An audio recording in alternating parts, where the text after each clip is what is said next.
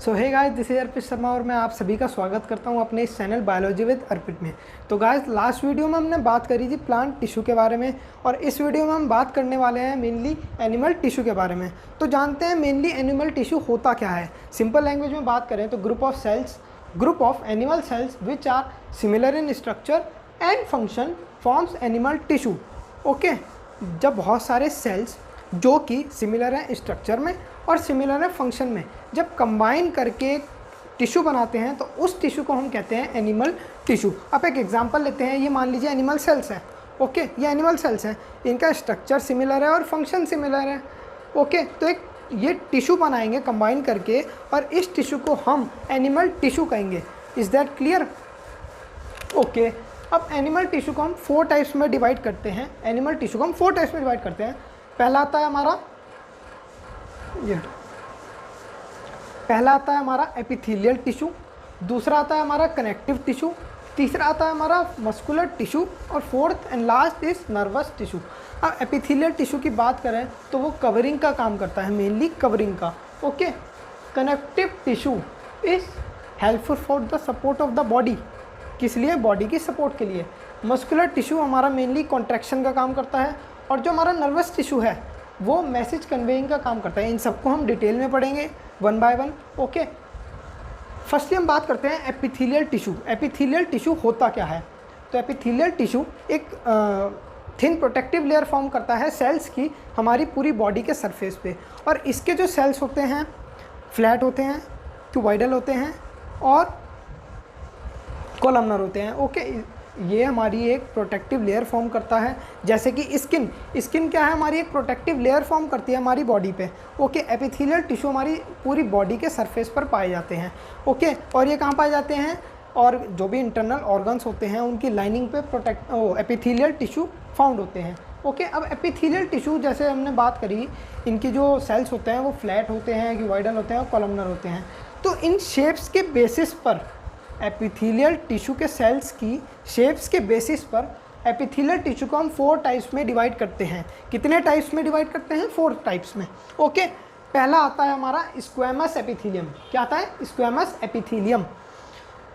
Second आता है हमारा क्यूबॉइडल एपिथेलियम, थर्ड आता है हमारा columnar epithelium and fourth and last is ciliated epithelium. Okay, अब हम समझते हैं स्क्वैमस एपिथेलियम होता क्या है और इसका काम क्या होता है। मेनली स्क्वैमस एपिथेलियम का काम प्रोटेक्शन का होता है। किसका होता है? स्क्वैमस एपिथेलियम का काम मेनली प्रोटेक्शन का होता है। इसमें थिन और फ्लैटेंड सेल्स फाउंड होते हैं और पॉलीगोनल सेल्स। अब पॉलीगोनल सेल्स क्या होते हैं भैया? अब आपने ज्योमेट्री में पढ़ा होगा पॉलीगोनल्स, तो ऐसी कुछ शेप होती है, ये कुछ पॉलीगोनल शेप्स होती हैं। तो इस शेप के सेल्स फाउंड होते हैं इसमें। आपको इधर फोटो आ जाएगी, ये होते हैं स्क्वैमस एपिथेलियम। ये इस टाइप की शेप होती है इनकी। ओके, अब ये कहाँ पाए जाते हैं? जो हमारी स्किन की आउटर लेयर होती है वहाँ पर स्क्वैमस एपिथेलियम पाए जाते हैं। तो एक तरह से हम कह सकते हैं जो outer layer of skin is made up of squamous epithelium, so this is squamous epithelium. Okay, तो ये मेन काम क्या करता है? प्रोटेक्शन का। हमारी मसल्स को, हमारी बोन्स को स्किन प्रोटेक्ट करती है, तो इस वजह से squamous epithelium is protective in nature. Secondly हम बात करते हैं क्यूबॉइडल एपिथेलियम। क्यूबॉइडल वर्ड से ही पता चल रहा है हमको, क्यूब लाइक सेल्स पाए जाते हैं। क्यूबॉइडल एपिथेलियम में हमको वर्ड से ही पता चलता है कि हमें क्यूब लाइक सेल्स पाए जाते हैं। ओके, इनका मेन काम होता है एब्जॉर्प्शन का। अब बेटा देखो, एक बात बताता हूँ मैं आपको। बायोलॉजी है ना, शब्दों का ज्ञान है। यहाँ पर हर एक शब्द को तोड़ तोड़ कर एक 2 अलग शब्द का, एक शब्द में से 2 शब्द बनते हैं और उन शब्द का मीनिंग मिलाकर एक नया मीनिंग आता है। ओके, अब बायोलॉजी ले लीजिए। बायोलॉजी क्या है? Biology, what is biology? Biology क्या है? Study of life. अब बायोलॉजी जो है 2 ग्रीक वर्ड से मिलकर बना है। पहला बायोस, दूसरा logy. Okay, bios means life and logy means study. आ गया ना वही बात? Biology means study of life. तो ऐसी यहाँ पर हमारी बात हुई cuboidal epithelium. Cuboidal, cuboidal word से ही पता चलता है क्यूब लाइक सेल्स पाए जाएंगे यहाँ पर। और ये कहाँ पर फाउंड होगा? क्यूबॉइडल एपिथेलियम कहाँ पर फाउंड होगा? Inner wall lining of kidney tubule. सब भैया किडनी ट्यूब्यूल्स होता क्या है? आपने शायद एक्सक्रीटरी सिस्टम अभी नहीं पढ़ा है, आपके सिलेबस में है, ICSE के सिलेबस में है, यहाँ पर I think second last chapter है, वहाँ पर हम एक्सक्रीटरी सिस्टम पढ़ाएंगे। तो एक्सक्रीटरी सिस्टम में किडनी ट्यूब्यूल्स, किडनी का जो स्ट्रक्चरल एंड फंक्शनल यूनिट है वो है नेफ्रॉन। नेफ्रॉन में किडनी ट्यूब्यूल या फिर इनको रीनल ट्यूब्यूल भी कहते हैं, वो पाए जाते हैं।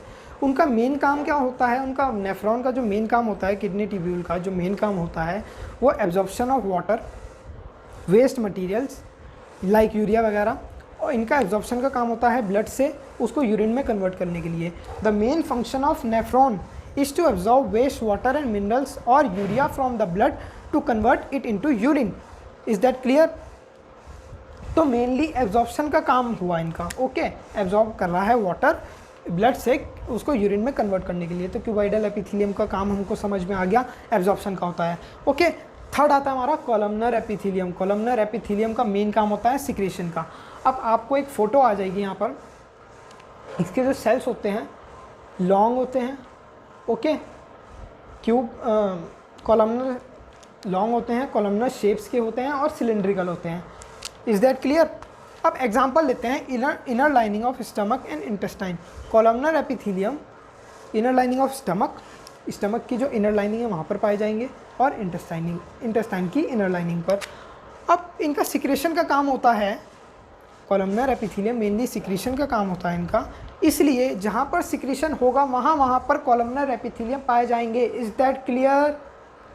ओके, स्टमक में एसिड्स रिलीज होते हैं, एसिड सिक्रेट्स होते हैं बहुत सारे, तो वहाँ पर कॉलमनर एपिथेलियम पाए जाएंगे क्योंकि इनका काम है सिक्रेशन का।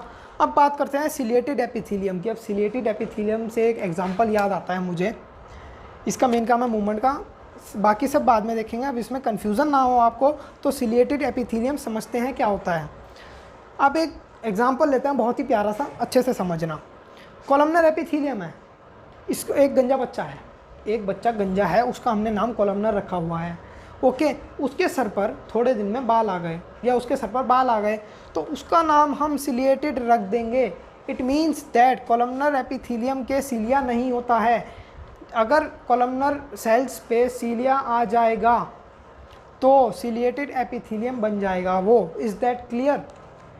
अब सीलिया मेनली थ्रेड लाइक स्ट्रक्चर होते हैं, इमेजिन करिए ये थ्रेड लाइक स्ट्रक्चर है। अब इनका मेन काम होता है मूवमेंट का, किसी भी कोई भी पार्टिकल इनके कांटेक्ट में आएगा तो उसका मूवमेंट करवाना इनका काम होता है। ओके, ये inner lining of wind pipe and oviduct में फाउंड होंगे। अब ओविडक्ट में आपने शायद नहीं पढ़ा होगा, ओविडक्ट जो है फीमेल रिप्रोडक्टिव सिस्टम का पार्ट है। तो जब ओवरी रिलीज़ होता है, ओवरी से ओवम रिलीज़ होता है, तो वो ओविडक्ट में जाता है। कहाँ जाता है? ओविडक्ट में। तो ओविडक्ट में ovum is the non motile, ovum motile नहीं है, वो नॉन मोटाइल है। तो जब ओविडक्ट में ओवम को मूव नहीं कर पाएगा तो सीलिया हेल्प करता है मूवमेंट में। अब फील समझिए, ये सीलिया हैं, यहाँ पर कोई पार्टिकल आया, इसने इसको भेजा, चला भाई आगे, यहाँ आया चला गया, यहाँ आया चला गया। तो ऐसे ऐसे फील समझ रहे हो, ये ऐसे ऐसे जो मूवमेंट करवाएगा उनको वो सीलिया कहते हैं। और सीलिया कहाँ होते हैं? सिलिएटेड एपिथेलियम में। तो जहाँ पर मूवमेंट होगा सीलिया के थ्रू, वहाँ पर सिलिएटेड एपिथेलियम पाए जाएंगे। Is that clear? अब एक एग्जांपल ले लेते हैं, फिगर समझा देता हूँ आपको। कॉलमनर और सिलिएटेड की दोनों तरफ आ जाएगी। दिस इज़ कॉलमनर, इस पे सीलिया नहीं है, देखिए ना, इस पे सीलिया नहीं दिख रहे हैं। और इधर देखिए सिलिएटेड है, इस पे सीलिया हैं। तो ये गंजा बच्चा, सर पे बाल आ गए तो ये कॉलमनर, गंजा बच्चा सर पे बाल आ गए तो ये सिलिएटेड बाल वाला बच्चा। समझ गए? ओके, तो यहीं पे हमारा एपिथेलियल टिश्यू ख़त्म होता है। एपिथेलियल टिश्यू क्या होता है? मेनली कवरिंग के काम आता है, हमारी बॉडी के पूरे सरफेस को कवर करता है। एपिथेलियल टिश्यू शेप्स के बेसिस पर 4 टाइप्स में डिवाइड होता है, squamous epithelium, cuboidal epithelium, columnar epithelium and last ciliated epithelium. Squamous epithelium का मेन काम होता है प्रोटेक्शन का, क्यूबॉइडल एपिथेलियम का मेन काम होता है एब्जॉर्प्शन का, कॉलमनर एपिथेलियम का मेन काम होता है सिक्रीशन का, और सिलिएटेड एपिथेलियम का मेन काम होता है मूवमेंट का। Is that clear? तो ये हमारा यहीं पे ख़त्म होता है एपिथेलियल टिश्यू की। अब हम बात करेंगे कनेक्टिव टिश्यू की। Is that clear? ये पूरे सबके नोट्स टेलीग्राम के सीक्रेट ग्रुप पर अपलोड कर दिए जाएंगे। टेलीग्राम के सीक्रेट ग्रुप को नीचे डिस्क्रिप्शन में लिंक है, वहाँ से ज्वाइन कीजिए। और सभी के नोट्स, मेरे खुद के हैंड रिटन नोट्स हैं, नीचे डिस्क्रिप्शन में लिंक है। तो अब हम बात करते हैं कनेक्टिव टिश्यू की। तो कनेक्टिव टिश्यू क्या होता है? It connects various other tissue and organ and provide support to different organ and keep them in position. ठीक है, अब एक बात करते हैं, जो जितने भी हमारे टिश्यू हैं और ऑर्गन्स हैं, वेरियस टिश्यू एंड ऑर्गन्स, इनको सपोर्ट प्रोवाइड करता है। ठीक है, इनको सपोर्ट प्रोवाइड करता है और हर एक ऑर्गन को प्रॉपर पोजीशन प्रोवाइड करता है कनेक्टिव टिश्यू। ओके, कनेक्शन से, कनेक्टिव वर्ड से ही पता चल रहा है कनेक्शन का काम है इसका। ओके, अब कनेक्टिव टिश्यू की बात करें तो हमारे 3 टाइप्स के होते हैं, ये हमें पता लगा लिया। Provide support, it provide support, चल जा भाई, ओ भाई भाई भाई, it provide support and keep them in proper position. Organs को एक प्रॉपर पोजीशन में सॉरी, ऑर्गन्स को एक प्रॉपर पोजीशन प्रोवाइड करता है कनेक्टिव टिश्यू। अब कनेक्टिव टिश्यू की बात करें तो ये हमारा 3 टाइप्स का होता है। कितने टाइप्स का होता है? 3 टाइप्स का। Supportive connective tissue, fibrous connective tissue and fluid connective tissue. तो फर्स्टली हम बात करते हैं सपोर्टिव कनेक्टिव टिश्यू की। तो सपोर्टिव कनेक्टिव टिश्यू जो है हमारा बोन्स और कार्टिलेज से मिलकर बना होता है। किससे मिलकर बना होता है? Bones and cartilage. Which? Bones and cartilage. Okay, अब कार्टिलेज होता क्या है? ये जो हमारी बोन्स वगैरह होती हैं, बोन्स के जो एंड पॉइंट पे फाउंड होता है gelatinous substance, this is known as cartilage. 2 bones हैं, इसके बीच में कार्टिलेज फाउंड होगा। ओके, कार्टिलेज 2 बोन्स के बीच में पाया जाएगा और ये सपोर्ट प्रोवाइड करता है सर्टेन ऑर्गन को। Example, external opening of years, external projection of years, knows tip and wind pipe. अब आप देखिए, नोज़ पकड़िए, उसको ऐसे हिलाइए, इजीली मूव कर रही है, इसको ऐसे मोड़ के छोड़ दीजिए। हड्डी के साथ आप ऐसा कर सकते हैं, बोन के साथ आप ऐसा कर सकते हैं कि भाई मजे में उसे यूँ कर दिया, नोनी मोनी, ऐसे ऐसे, ठीक है, नहीं कर सकते ना। अब इसलिए कार्टिलेज यहाँ पर फाउंड हो सकता है जिससे बोन ऐसे मूवमेंट हो, ये। ओके, तो ये मूवेबल होते हैं और बोन को हम ऐसे नहीं कर सकते। तो कार्टिलेज जो है फ्लेक्सिबल होते हैं। क्या होते हैं? फ्लेक्सिबल होते हैं। और कार्टिलेज में ग्राउंड सब्सटेंस पाया जाता है जिसको हम कहते हैं मैट्रिक्स। और मैट्रिक्स में स्मॉल स्पेसेस फाउंड होते हैं जिसमें सेल्स फाउंड होते हैं कार्टिलेज के। ओके, सेकेंड हम बात करते हैं सपोर्टिव टिश्यू के क्या है भाई? सपोर्टिव टिश्यू के पार्ट की सेकंड आता है हमारा बोन।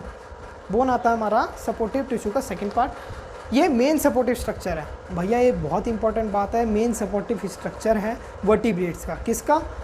वर्टिब्रेट्स का मेन सपोर्टिव स्ट्रक्चर है bone. Is that clear? And it provide support to the supportive structure है। और अगर आपके शरीर में हड्डियाँ नहीं है तो क्या होगा? कुछ नहीं, कोई हड्डियों का ढांचा भी नहीं कह पाएगा। समझ रहे हो ना? तो बोन जो है मेन सपोर्टिव स्ट्रक्चर है, इसके बिना कुछ नहीं है वर्टिब्रेट्स में। ओके, अब बोन सेल्स कहाँ फाउंड होते हैं? Bone cells ground substance means matrix में फाउंड होते हैं। किसके? कैल्शियम और फॉस्फोरस साल्ट्स के। जो मैट्रिक्स होती है वो हार्ड होती है और किस चीज़ की होती है? कैल्शियम और फॉस्फोरस की। ठीक है, ये बात हो गई हमारी सपोर्टिव कनेक्टिव टिश्यू की, जिसमें बोन्स और कार्टिलेज फाउंड होते हैं। कार्टिलेज फ्लेक्सिबल होते हैं, बोन्स फ्लेक्सिबल नहीं होते हैं। कार्टिलेज की एक फ़ोटो आ जाएगी आपको, उसमें स्पेसिस वगैरह, मैट्रिक्स वगैरह सब दिखा रखा होगा। ओके, अब हम बात करते हैं फाइब्रस कनेक्टिव टिश्यू। ये बात हो गई हमारी सपोर्टिव कनेक्टिव टिश्यू।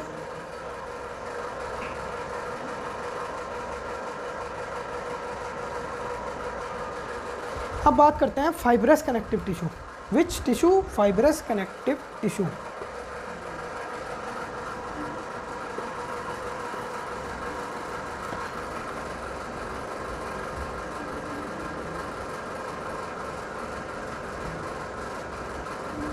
किसकी? Fibrous connective tissue. Fibrous connective tissue का मेन काम क्या होता है? पैकेजिंग और बाइंडिंग का मेन काम होता है। हमारी बॉडी में जितने भी हमारे टिश्यू वगैरह हैं उनकी पैकेजिंग और बाइंडिंग का। अब जो हमारे फाइब्रस कनेक्टिव टिश्यू होते हैं ये 4 टाइप्स के होते हैं। कितने टाइप्स के होते हैं? 4 टाइप्स के।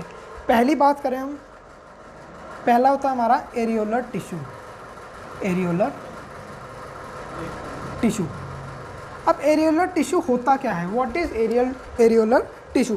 तो एरियोलर टिश्यू की अगर हम बात करें तो ये हमारी जो स्किन है, इसको अंडरलाइंग टिश्यू जो भी है एपिथेलियल टिश्यू, स्किन को एपिथेलियल टिश्यू से बाइंड करने का काम एरियोलर टिश्यू का है। It binds skin to, it binds, सारे मार्कर आज ही ख़त्म होंगे क्या?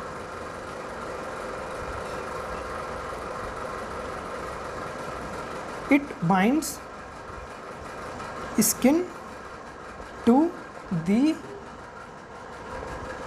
Underlying tissue. हमारी स्किन को अंडरलाइंग टिश्यू से बाइंड करने का काम है एरियोलर टिश्यू का। इसमें सेकंड आता है हमारा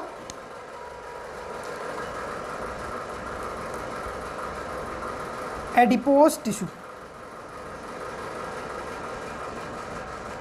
अब भैया एडिपोज टिश्यू का होता है तो समझिए, एडिपोज टिश्यू में फैट ग्लोब्यूल्स पाए जाते हैं और मेनली इनको हम फैट कह सकते हैं। एडिपोज टिश्यू जो है consist of fat globules. It consist of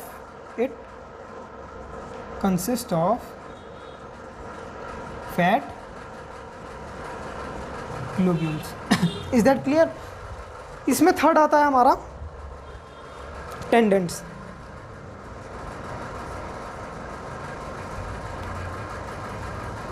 टेंडेंट्स, okay, टेंडेंट्स। अब टेंडेंट्स क्या होते हैं? It connects muscles to the bones. जो हमारी मसल्स हैं, मसल्स को बोन्स से जोड़ने का काम टेंडेंट्स का होता है। इट कनेक्ट्स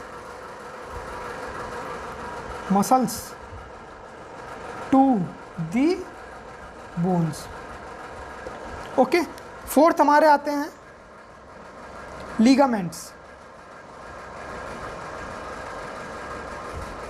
जो हमारी मसल्स होती हैं उनको बोन्स से जोड़ने का काम टेंडेंस होता है। यहाँ पे आपको एक एग्जांपल शो हो जाएगा। आया समझ? अब लीगामेंट्स क्या होता है? एक बोन को दूसरी बोन से जोड़ने का काम। इट कनेक्ट्स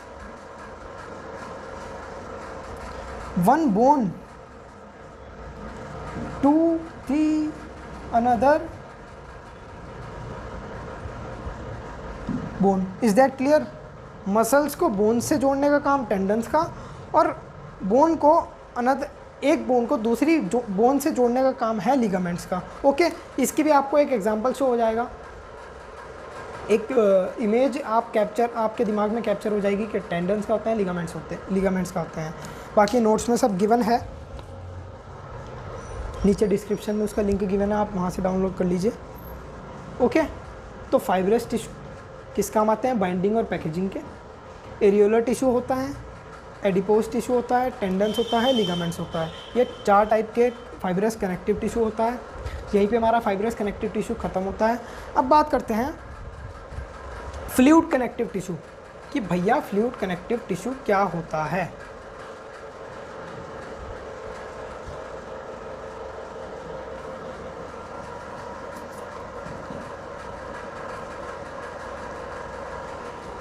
अब किसकी बात करते हैं हम? Fluid connective tissue.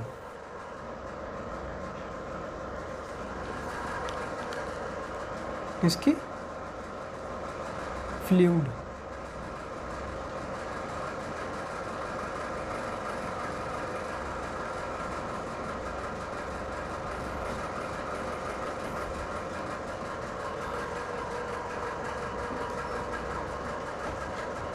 थर्ड होता है हमारा fluid connective tissue.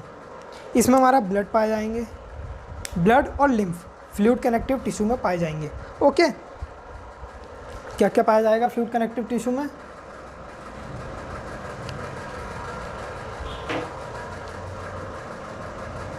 It consist of blood, खून एंड लिम्फ। लिम्फ मुझे हिंदी में नहीं पता क्या कहते हैं। It consist of blood and lymph. जहाँ पर ब्लड और लिम्फ पाए जाएंगे उसको कहेंगे फ्लूइड कनेक्टिव टिश्यू। ये हमारे फ्लूइड कनेक्टिव टिश्यू हैं। Is that clear? अब ब्लड की बात करते हैं। ब्लड क्या है हमारा?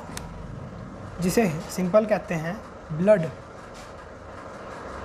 ब्लड क्या है? ब्लड हमारा एक फ्लूइड कनेक्टिव टिश्यू है, ओके, और ये लिक्विड और सेलुलर पार्ट से मिलकर बना है। 2 पार्ट्स होते हैं इसके, लिक्विड पार्ट और सेलुलर पार्ट। लिक्विड पार्ट में हमारा आता है प्लाज्मा। प्लाज्मा जो है हमारा लिक्विड पार्ट में आता है, और जो सेलुलर पार्ट में आता है वो है RBC, WBC and platelets. Is that clear? Liquid part में आता है हमारा प्लाज्मा, सेलुलर पार्ट में आता है RBC, WBC and platelets. Is that clear? अब हम बात करते हैं आरबीसी क्या होता है? Red blood cells, WBC white blood cells, और red blood corpuscles, white blood corpuscles, platelets. Okay, plasma, RBC, WBC, platelets, ये क्लियर हो चुका है। अब बात करते हैं ब्लड की बात हो गई, अब बात करते हैं लिम्फ की। What is lymph? लिम्फ की बात करते हैं तो लिम्फ क्या होता है? हमारा जितने भी हमारी बॉडी में सेल्स हैं उनके आसपास जो पाया जाता है फ्लूइड सब्सटेंस, उसको लिम्फ कहते हैं। और दूसरे वे में लिम्फ को हम क्या कह सकते हैं? Plasma with leucocytes and white blood cells. Lymph को दूसरी भाषा में या दूसरी टर्म में plasma with leucocytes and white blood corpuscles या वाइट ब्लड सेल्स। लिम्फ को क्या कहेंगे? प्लाज्मा। वो प्लाज्मा जिसके साथ डब्ल्यूबीसी और ल्यूकोसाइट्स पाए जा रहे हैं उसको हम लिम्फ कहेंगे। ठीक है, ये येलोइश फ्लूइड होता है, इसमें आरबीसी और प्लेटलेट्स फाउंड नहीं होते हैं। ओके, अब फ्लूइड कनेक्टिव टिश्यू का मेन काम क्या होता है? Transportation of glucose, amino acids and oxygen through out the body. पूरी बॉडी में ऑक्सीजन, ग्लूकोज और अमाइनो एसिड ट्रांसपोर्ट करने का काम फ्लूइड कनेक्टिव टिश्यू का होता है। Is that clear? अब नेक्स्ट हमारा आएगा मस्कुलर टिश्यू। कनेक्टिव टिश्यू में 3 होते हैं, supportive connective tissue, fibrous connective tissue and fluid connective tissue. Fluid connective tissue का मेन काम क्या है? ट्रांसपोर्टेशन ऑफ, किसका transportation? Amino acid, water and oxygen through out the body. तो यहाँ पर हमारा कनेक्टिव टिश्यू खत्म होता है। अब हम स्टार्ट करेंगे मस्कुलर टिश्यू।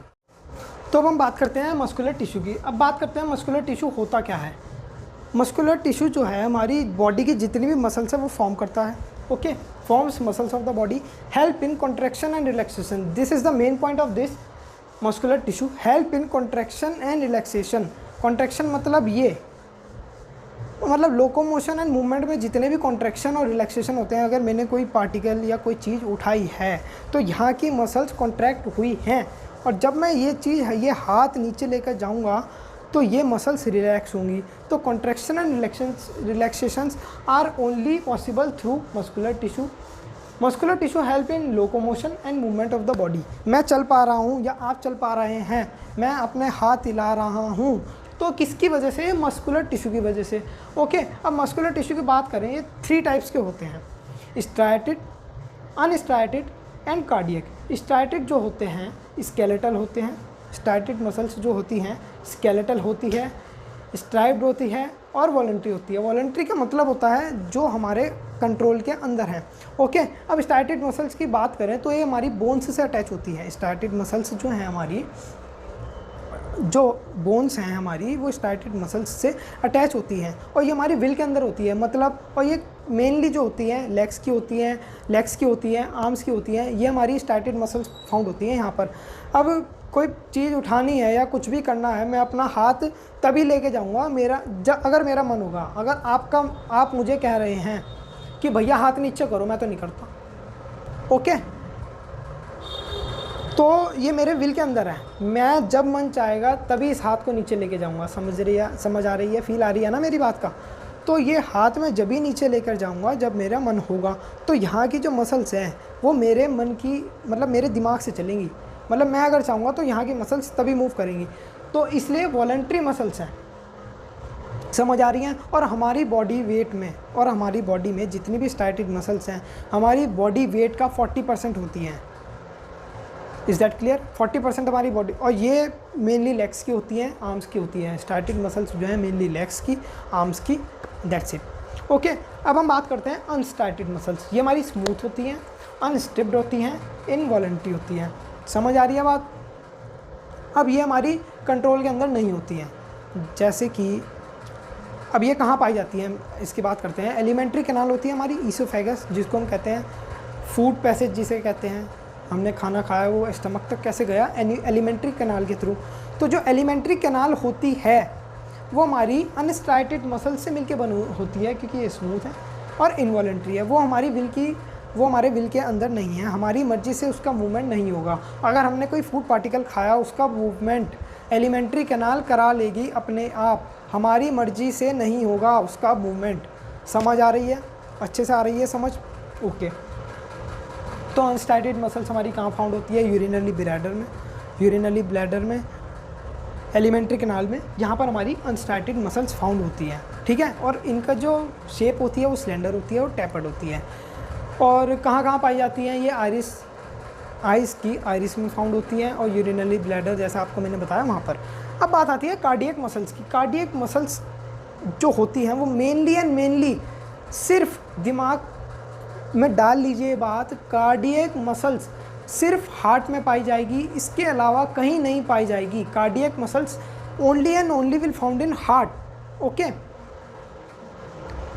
ये अलग तरह की मसल्स होती हैं, ये स्ट्राइप्ड होती हैं और इनवॉलंटरी भी होती हैं। ये स्ट्राइटेड भी होती हैं, स्टिप्ड भी होती हैं और इनवॉलंटरी भी होती हैं। और आप फिगर देखिए, आप फिगर में देखिए, जो अनस्टाइटेड मसल्स हैं वो भी ब्रांच नहीं है, स्टाइटेड मसल्स वो भी ब्रांच नहीं है। सिर्फ कार्डियक मसल्स एक ऐसी मसल्स हैं जो कि ब्रांच्ड हैं। फील आ रही है? समझ आ रही है मेरी बात? ये सिर्फ हार्ट में पाई जाती हैं और ये मसल्स कभी भी थकती नहीं है। आप ज़रा सी एक्सरसाइज कर लो, आपकी यहाँ की मसल्स में पेन होना शुरू हो जाएगा ज़बरदस्त वाला। समझ आ रही है बात? जब आप खाना खाओगे एलिमेंट्री कैनाल तभी वर्क करेगी, यूरिनरी ब्लैडर की मसल्स तभी वर्क करेगी जब आप यूरिनेट करोगे। समझ आ रही है? जब आपका यूरिनरी ब्लैडर फिल हो जाएगा यूरिन से, आपकी मसल्स तभी वर्क करेंगी।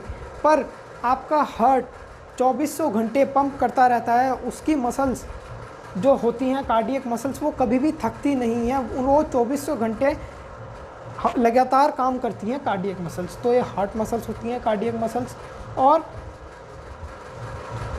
ये स्टाइटेड होती हैं और ये ब्रांच होती हैं, ठीक है। मस्कुलर टिश्यू हमारा यहीं पर ख़त्म होता है। क्या? 3 टाइप्स के टिश्यू होते हैं इसमें, striated, unstriated and cardiac. Is that clear? अब अगला था हमारा नर्वस टिश्यू। नर्वस टिश्यू क्या होता है समझेंगे। तो चलिए अब हम बात करते हैं नर्वस टिश्यू। अब नर्वस टिश्यू क्या होता है? नर्वस टिश्यू जो है हमारा पूरा कंबाइन करके एक सिस्टम बनाता है जिसको हम कहते हैं नर्वस सिस्टम। अब नर्वस सिस्टम क्या होता है? हम कोई भी इम्पल्स, कोई भी रिफ्लेक्स का इम्पल्स जो जनरेट होती है, उस जो भी हम स्वभाव दे पाते हैं उसको, चाहे गर्म है, उसको अगर हमने चाय का कप पकड़ लिया, हाथ एकदम पीछे जाता है, कहीं पर गड्ढे में सामने गड्ढा है और चलते चलते हमने साइड हो गए, तो ये सब क्या है? ये नर्वस सिस्टम की वजह से जो हमारे ब्रेन और स्पाइनल कॉर्ड को मैसेज प्रोवाइड करते हैं उस स्टिमुलस के लिए। समझ में आ रही है बात? अब हम बात करते हैं नर्वस टिश्यू की। तो नर्वस टिश्यू कंबाइन करता है, नर्वस सिस्टम बनाता है, और ये इलोंगेटेड सेल से मिलकर बना होता है। नर्वस सिस्टम जो है, नर्वस टिश्यू जो है इलोंगेटेड सेल से मिलकर बना होता है, जिसको हम कहते हैं न्यूरॉन। हम जिसको कहते हैं न्यूरॉन। ओके, अब आपको एक फिगर दिख रहा होगा, न्यूरॉन क्या होता है? एक नर्व सेल होता है न्यूरॉन। न्यूरॉन और नर्व सेल सेम टर्म्स हैं। ओके, और इसके जो सेल्स हैं, इसकी जो सेल बॉडी है उसको हम एक्सॉन बोलते हैं। जो ये न्यूरॉन है, इसकी जो सेल बॉडी दिख रही है आपको, इसको हम न्यूरॉन बोलते हैं। और इसके आसपास जो भी दिख रहे हैं आपको डेंड्राइट्स वगैरह, डेंड्राइट्स दिख रहे हैं, डेंड्राइट्स बोलते हैं और डेंड्रॉन्स बोलते हैं। डेंड्राइट्स और डेंड्रॉन्स आपको दोनों तरफ फ़ोटो आ जाएगी ये हैं डेंड्राइट्स और ये है डेंड्रॉन्स, डेंड्राइट्स और डेंड्रॉन्स। ओके, डिफ्रेंशिएशन आपको समझ आ जाएगा। अब हम बात करते हैं व्हाट इज़ एक्सॉन। तो इस टिश्यू में इस न्यूरॉन में आपको एक लंबी सी दिख रही होगी, लंबी सी एक्सॉन है वो जो लंबी सी दिख रही है, एक थ्रेड लाइक स्ट्रक्चर है जो, वो है हमारा एक्सॉन। और बहुत सारे एक्सॉन, बहुत सारे ये जितने भी ये मिला लो, ये सब मिला लो, ये बहुत सारे एक्सॉन हैं, ये मिलकर एक नर्व बनाते हैं। क्या बनाते हैं? नर्व। इसको आपको एक फिगर आ जाएगी, ये बहुत सारे नर्व सेल्स एक्सॉन मिलके एक नर्व बनाते हैं। Is that clear? तो यहीं पे हमारा नर्वस टिश्यू ख़त्म होता है। फिगर के साथ आपको सारे नोट्स नीचे डिस्क्रिप्शन में मिल जाएंगे, लिंक खोलिए और उन नोट्स को पढ़िए। ये वीडियो देखिए, नोट्स पढ़िए, आप सबका बहुत ही फ़ायदा होने वाला है। तो इसी के साथ आज का हमारा टॉपिक यहीं पर ख़त्म होता है। उम्मीद करता हूँ आप सभी को ये समझ आया होगा। अगर मेरा कंटेंट अच्छा लगा और नॉलेजेबल लगा तो प्लीज़ मेरी वीडियो को सब्सक्राइब कर दीजिए, मेरे चैनल को सब्सक्राइब कर दीजिए, मेरी वीडियो को लाइक कर दीजिए। तो आज का हमारा टॉपिक यहीं पर ख़त्म होता है और मिलते हैं हम अपनी अगली वीडियो में एक नई टॉपिक, एक नई एनर्जी के साथ। तब तक के लिए टेक केयर, बाय।